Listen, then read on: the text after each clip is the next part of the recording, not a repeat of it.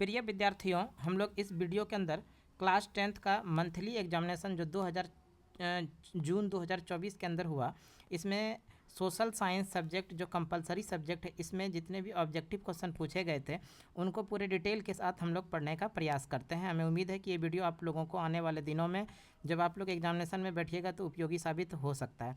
ये देखिए, अगर हम लोग बात कर ले सोशल साइंस मासिक परीक्षा जून 2024 में जो प्रश्न आए उसी को डिटेल करते हैं।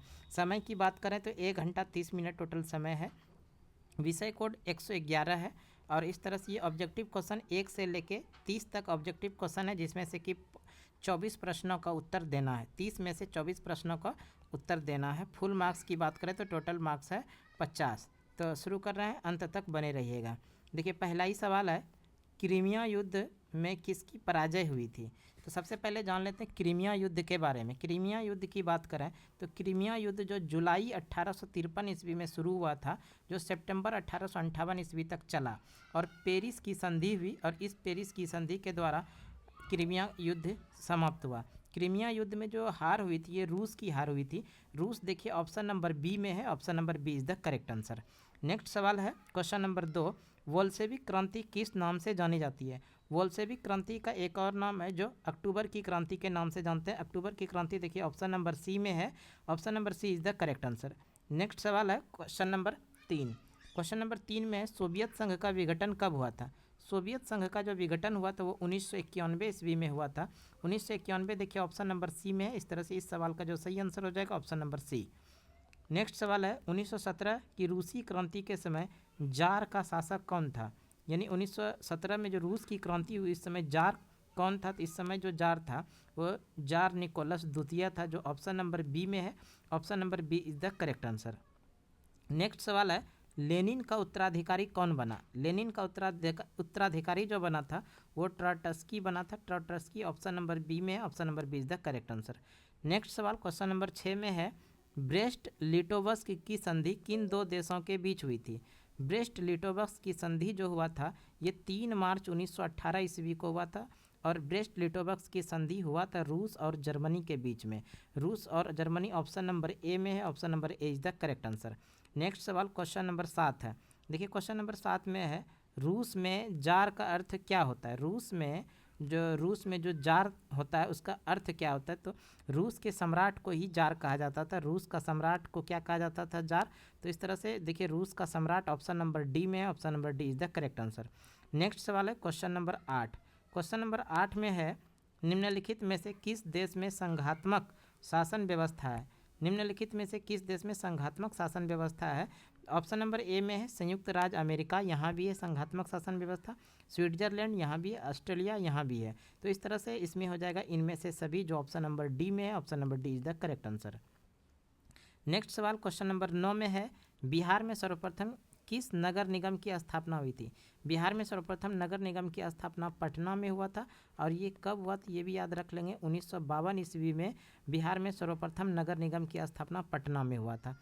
नेक्स्ट सवाल है क्वेश्चन नंबर 10, ग्राम कचहरी का प्रधान कौन होता है। ग्राम कचहरी के जो प्रधान होते हैं वो सरपंच होते हैं, जिनका कार्यकाल 5 वर्षों का होता है।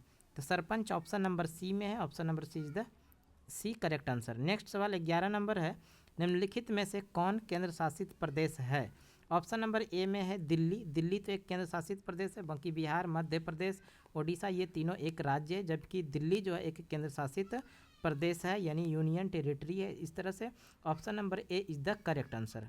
नेक्स्ट सवाल है क्वेश्चन नंबर 12 में है, कार्ल मार्क्स का जन्म कहाँ हुआ था। कार्ल मार्क्स का जन्म जो हुआ था वो हुआ था जर्मनी में, और ये कब हुआ था, तो जन्म 5 मई 1818 ईस्वी को कार्ल मार्क्स का जन्म हुआ था, जबकि 14 मार्च 1883 ईस्वी को कार्ल मार्क्स की मृत्यु हुई थी। ये भी याद रख लीजिएगा। कार्ल मार्क्स का जन्म जर्मनी में 5 मई 1818 ईस्वी को, जबकि मृत्यु 14 मार्च 1883 ईस्वी को हुई थी। नेक्स्ट सवाल है क्वेश्चन नंबर 13। क्वेश्चन नंबर 13 में है, सरपंच का निर्वाचन कौन करता है। सरपंच का निर्वाचन जो करता है, अकॉर्डिंग टू ऑप्शन हम लोगों को करना है, तो ग्राम सभा के जो सदस्य होंगे वही सरपंच का निर्वाचन करेगा। तो option number C is the correct answer. Question number 14 में है, जिला परिषद का कार्यकाल क्या है। तो जिला परिषद का जो कार्यकाल है वो 5 वर्षों का है। 5 वर्ष देखिए ऑप्शन नंबर सी में है, option number C is the correct answer. Next सवाल क्वेश्चन नंबर 15 है, निम्नलिखित में कौन सबसे कम प्रति व्यक्ति आय वाला राज्य है? सबसे कम, इस सवाल का आंसर आप लोग कमेंट बॉक्स में दीजिएगा। वैसे इस सवाल का आंसर इस सवाल में सबसे कम पूछा गया है। अगर पूछा जाता सबसे अधिक प्रति व्यक्ति आय वाला तो वो राज्य हो जाता गोवा। यहाँ पूछा गया है सबसे कम प्रति व्यक्ति आय वाला, तो इस सवाल का आंसर आप लोग कमेंट बॉक्स में देंगे। वैसे हम डिस्क्रिप्शन बॉक्स में इस सवाल का आंसर दिए रहेंगे, वहाँ से देख सकते हैं। अगला सवाल क्वेश्चन नंबर 16 में है, भारत के जीडीपी में सर्वाधिक योगदान निम्नलिखित में से किस क्षेत्र का है? भारत में जीडीपी का जो सर्वाधिक योगदान होता है वो तृतीयक क्षेत्र होता है। इसी तृतीयक क्षेत्र को हम लोग सेवा क्षेत्र भी कहते हैं। इसी सेवा क्षेत्र से सर्वाधिक जीडीपी में योगदान होता है। तो इस तरह से तृतीयक क्षेत्र ऑप्शन नंबर सी में, option number C is the correct answer. Next सवाल क्वेश्चन नंबर 17 में है, आय और उपभोग का अंतर क्या कहलाता है? आय और उपभोग, आय माना आमदनी हुआ, उपभोग माना खर्च हुआ। आमदनी और खर्च का जो अंतर होगा वो कहलाएगा बचत। तो बचत ऑप्शन नंबर डी में है, option number D is the correct answer. Next सवाल है क्वेश्चन नंबर 18, भारत में सर्वप्रथम राष्ट्रीय आय का अनुमान कब लगाया गया? भारत में राष्ट्रीय आय का सर्वप्रथम अनुमान 1868 ईस्वी में दादा भाई नेरोजी ने लगाया था। ये भी याद रखिएगा, दादा भाई नेरोजी। इसी दादा भाई नेरोजी ने भारत में सर्वप्रथम राष्ट्रीय आय की गणना किया था 1868 ईस्वी में, और उस समय बताया था कि प्रत्येक व्यक्ति पर जो रुपया है वो 20 रुपये आएगा। भारत में सर्वप्रथम राष्ट्रीय आय का अनुमान किसने लगाया? दादा भाई नेरोजी ने 1868 में। 1868 ऑप्शन नंबर सी में, option number C is the correct answer. Next सवाल है, भारत में राष्ट्रीय आय का आकलन के लिए निम्नलिखित में कौन सी संस्था उत्तरदायी है? भारत में राष्ट्रीय आय का जो आकलन करती है वो कौन सी संस्था करती है? वो करती है केंद्रीय सांख्यिकी संगठन। केंद्रीय सांख्यिकी संगठन देखिए ऑप्शन नंबर ए में, option number A is the correct answer. अगर हम लोग बात कर लें, इसी केंद्रीय सांख्यिकी संगठन का नाम बदल के अब कर दिया गया केंद्रीय सांख्यिकी कार्यक्रम। ये भी याद रखिएगा, केंद्रीय सांख्यिकी संगठन का काम है भारत में राष्ट्रीय आय का गणना करना, और केंद्रीय सांख्यिकी संगठन का नाम बदल के क्या कर दिया गया है? तो केंद्रीय सांख्यिकी कार्यक्रम कर दिया गया है। नेक्स्ट क्वेश्चन है क्वेश्चन नंबर 20 में, गरीबी के दुष्चक्र की अवधारणा का प्रतिपादक कौन है? गरीबी के दुष्चक्र की अवधारणा के प्रतिपादक हैं नक्शे। नक्शे देखिए ऑप्शन नंबर ए में, option number A is the correct answer. Next question है क्वेश्चन नंबर 21 में है, भारत में सबसे पहले राष्ट्रीय आय का अनुमान किसने लगाया था? भारत में सबसे पहले राष्ट्रीय आय का अनुमान दादा भाई नेरोजी ने लगाया था। दादा भाई नेरोजी ऑप्शन नंबर ए में है, option number A is the correct answer. Next सवाल है क्वेश्चन नंबर 22 में है, सर्वोत्तम कोयले का प्रकार है। सर्वोत्तम कोयले का प्रकार जो है वो है एंथ्रासाइट। सर्वश्रेष्ठ प्रकार का कोयला है एंथ्रासाइट, जिसमें कार्बन की मात्रा की बात कर लें, कार्बन की मात्रा, इसमें कार्बन की मात्रा जो होती है, कार्बन की मात्रा लगभग 85 से लेके 95% के बीच में होता है, इसलिए एंथ्रासाइट को सर्वोत्तम प्रकार का कोयला कहा जाता है। Option number A is the correct answer. Next सवाल है क्वेश्चन नंबर 23 में है, प्राकृतिक गैस निम्नलिखित में से किस खनिज के साथ पाया जाता है? प्राकृतिक गैस जो पाया जाता है वो पेट्रोलियम के साथ पाया जाता है। पेट्रोलियम देखिए ऑप्शन नंबर बी में है, option number B is the correct answer. Next question है, निम्नलिखित में कौन दक्षिण भारत की सबसे बड़ी नदी घाटी परियोजना है? दक्षिण भारत की सबसे बड़ी नदी घाटी परियोजना जो है तुंगभद्रा नदी घाटी परियोजना, जो कि कर्नाटक राज्य में है। किस राज्य में, ये भी याद रख लीजिएगा, कर्नाटक राज्य में है। और किस नदी पर है? तुंगभद्रा नदी पर ही है। तो इस तरह से इस सवाल का सही आंसर हो जाएगा तुंगभद्रा, जो ऑप्शन नंबर ए में है, option number A is the correct answer. अगर हम लोग बात कर ले शरावती नदी, ये भी कर्नाटक राज्य के अंदर ही है, और ये भी शरावती नदी के अंदर है। और चंबल की बात करें, चंबल नदी घाटी परियोजना ये मध्य प्रदेश में है, एमपी यानी मध्य प्रदेश। हीराकुंड बांध की, हीराकुंड जो है ये महानदी पर है, महानदी। और राज्य की बात करें तो ये उड़ीसा राज्य में है। महानदी किस राज्य में है? उड़ीसा में है। महानदी किस राज्य में? उड़ीसा में है। और इसी महानदी पर बांध जो बनाया गया जिसको कि हीराकुंड बांध कहते हैं। नेक्स्ट सवाल क्वेश्चन नंबर 25 में है, दुधवा राष्ट्रीय उद्यान कहाँ पर है? दुधवा राष्ट्रीय उद्यान जो है ये उत्तर प्रदेश में है। Uttar Pradesh, option number C is the correct answer. ये जो दुधवा राष्ट्रीय उद्यान ये उत्तर प्रदेश का सबसे बड़ा राष्ट्रीय उद्यान है।